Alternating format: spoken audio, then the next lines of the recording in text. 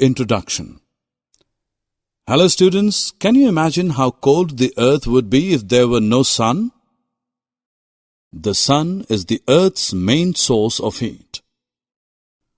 Only a little of the sun's heat reaches the earth. However, this is enough for life to exist on earth.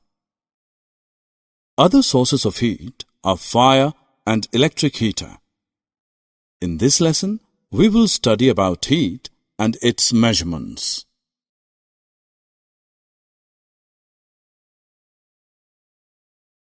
Objectives. At the end of this lesson, you'll be able to identify hot, cold, and warm bodies, define heat as transfer of energy, differentiate between heat and temperature, explain clinical and laboratory thermometer.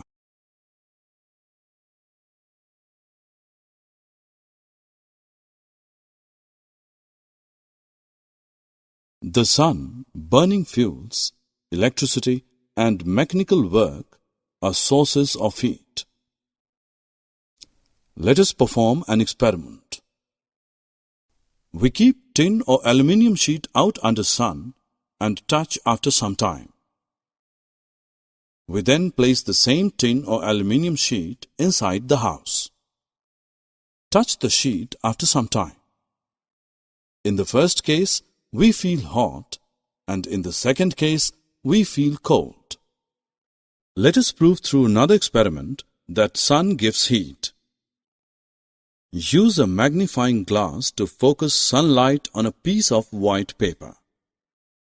At the position where the sunlight is focused, the paper becomes hot, starts to turn brown, and soon bursts into flame. Thus, the heat from the sun makes the paper burn. Man can generate heat by burning wood, coal, and gas. Wood, coal, and gas are called fuels. Fuels burn in machine to make them work. A motor car runs by burning fuel. An aeroplane flies by burning fuel. Electricity also gives heat. Man uses electricity to cook the food and to work the machines. Heat can also be produced by rubbing two things together.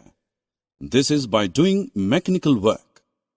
Rub the palms of your hands together. What do you feel? You will feel that it is hot. The ancient man generated fire by rubbing two stones.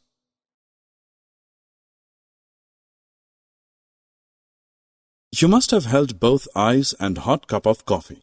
Why is it that in one you feel cold, while in the other it is hot? When heat energy from our body flows out rapidly, we feel very cold. This is the case when we hold ice. Ice on the palm gives a sensation of cold because heat from your body flows out of your body to the ice. With this heat, the ice on your palm melts. When the heat energy flow from outside into our body is rapid and more, we feel very hot. This is the case when we hold cup of coffee. The heat from tea or coffee flows to tea to the hand. Thus, it is the flow of heat energy which determines the cold or hot.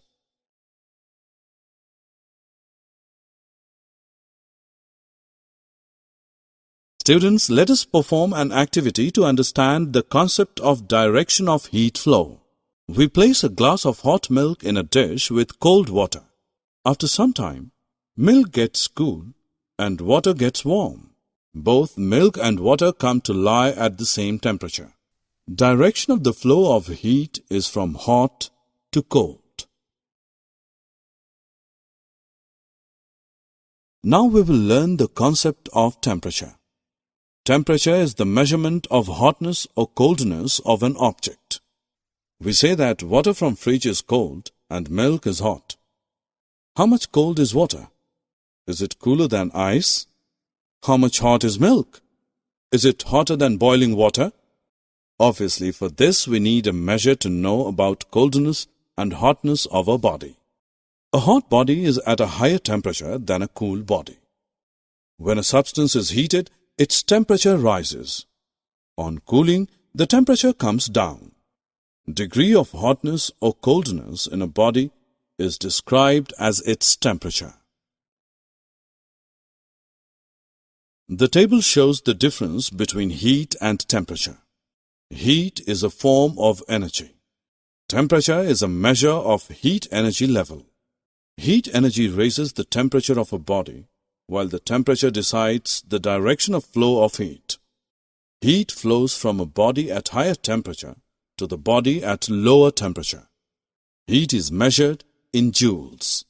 Temperature is measured in degrees Celsius or Kelvin. Now that we have learnt about temperature, let us look at the device used to measure temperature. It is called a thermometer. The most common use of thermometer is to measure our body temperature. Such a thermometer is called a clinical thermometer. A clinical thermometer consists of a long, narrow, uniform glass tube. It has a bulb at one end filled with mercury. Outside the bulb, a small shining thread of mercury can be seen. A clinical thermometer reads temperature from 95 degree Fahrenheit to 107.6 degree Fahrenheit.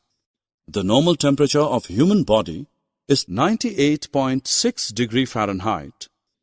The clinical thermometer is also known as a doctor's thermometer. Precautions to be observed while reading a clinical thermometer are as follows. Thermometer should be washed before and after use, preferably with an antiseptic solution. Ensure the mercury level is below 95 degree Fahrenheit. Read the thermometer keeping the level of mercury along the line of sight. Handle the thermometer with care. If it hits against some hard object, it can break. Do not hold the thermometer by the bulb while reading it.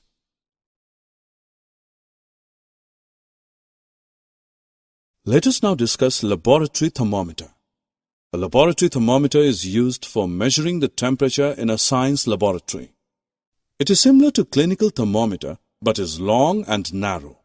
A laboratory thermometer reads temperature from -10 degrees Celsius to 110 degrees Celsius.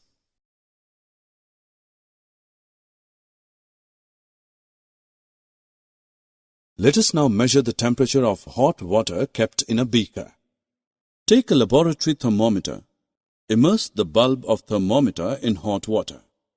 See the shining thread of mercury moving up in the thermometer tube. After some time, the mercury thread will stop rising and stand at one place. Read the temperature on thermometer tube, which corresponds to the top of mercury thread. This is temperature of hot water.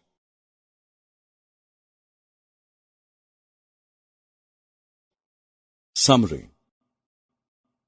Let us summarize what we have learned.